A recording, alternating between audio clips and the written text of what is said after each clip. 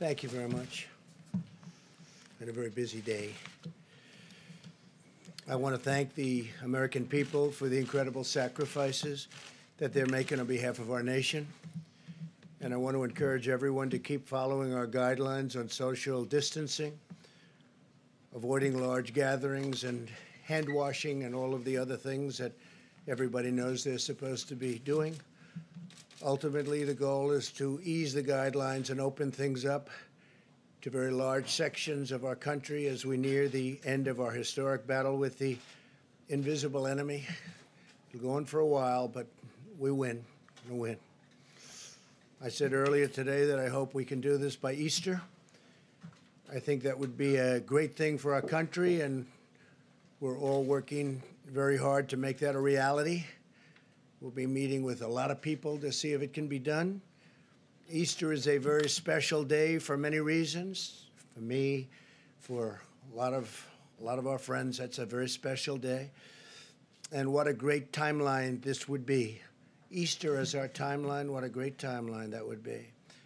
My first priority is always the health and safety of the American people. I want everyone to understand that we are continuing to evaluate the data.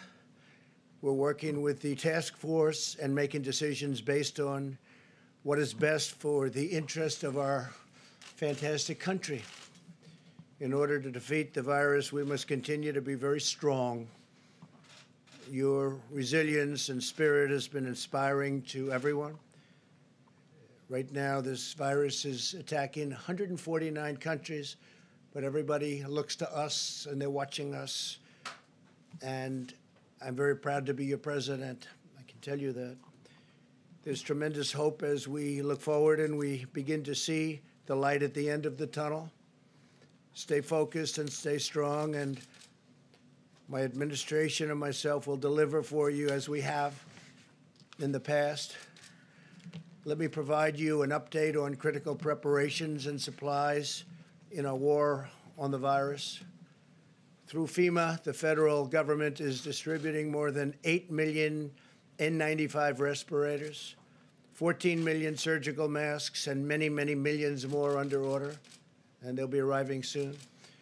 2.4 million face shields, 1.9 million surgical gowns, 13.5 million gloves, and more than 4,000 ventilators to the areas of greatest need have already been sent, and we have 4,000 being delivered to New York.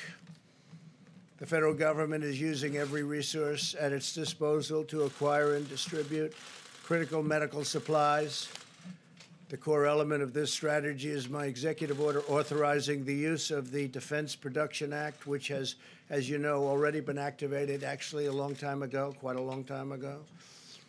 Private companies are heeding our call to produce medical equipment and supplies because they know that we will not hesitate to invoke the DPA in order to get them to do what they have to do. It's called leverage. You don't have to use it from the standpoint of actually it's been activated, but you don't have to use it. But the threat of it being there is great leverage, and companies are doing as we ask, and companies are actually even better than that. They're coming through and they're calling us. And it's been really something to see this morning. Ford, 3M, General Electric Healthcare are making tremendous numbers. They've already started of respirators, ventilators, and face shields. They're working together. We didn't have to exercise or utilize the DPA in any way. The fact that we have it helps, but we didn't have to, and for the most part, we won't have to. We're receiving full cooperation from companies with the understanding that the federal government stands ready to compel cooperation if need be. We haven't found that to be the case. It's been really amazing to see these big, strong, powerful, in some cases very small companies, family-owned companies, step up and make a lot of great product for what we're going through and what we will continue to be going through for a while. The Army Corps of Engineers and the National Guard are building 4 hospital facilities in New York City at the Javits Center, which will be operational very soon. They've already started. In addition, they're building 4 separate medical facilities in different parts of the state. We're dealing with Governor Cuomo on that. So you're going to have 4 hospitals and 4 medical facilities at the highest level, too. Really incredible facilities. Temporary, but incredible. We're also deploying the U.S. Navy hospital ship, and that will be arriving in New York Harbor in the not-too-distant future. It's finishing its maintenance. They're doing a very big maintenance, and what we did is we condensed it very seriously.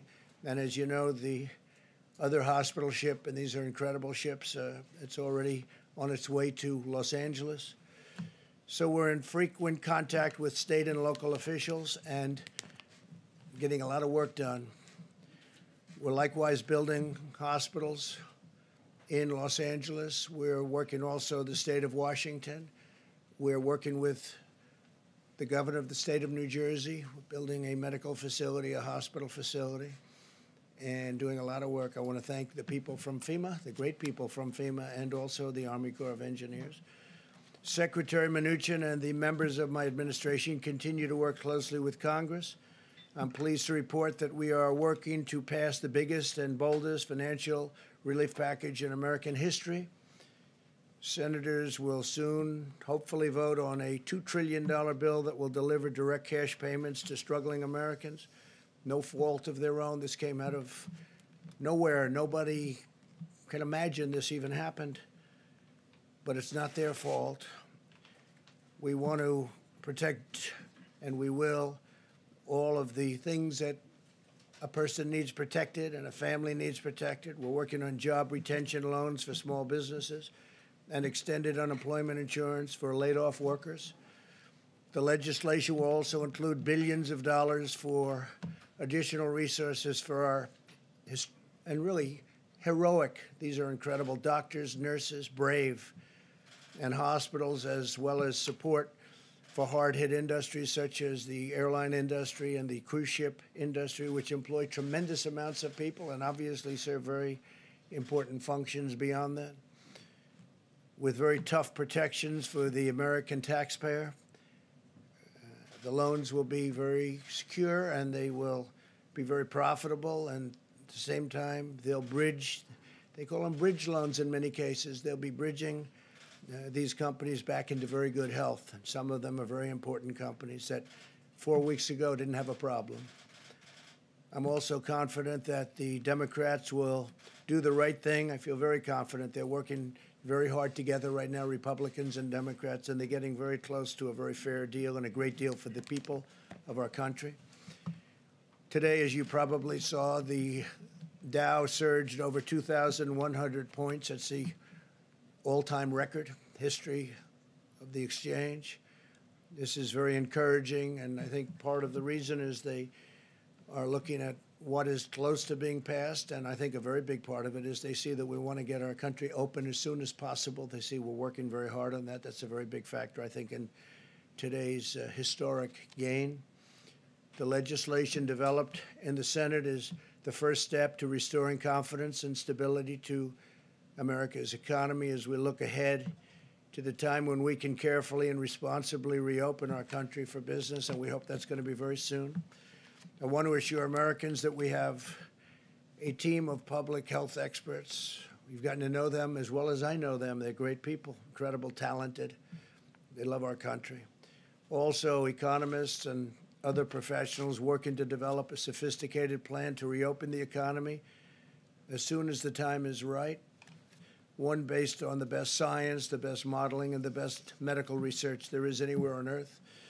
Our great people have been, especially when it comes to our public health experts and officials, have been helping other countries, dealing with other countries, constant touch with other countries, helping them out, because many of them have never seen anything like what's happening.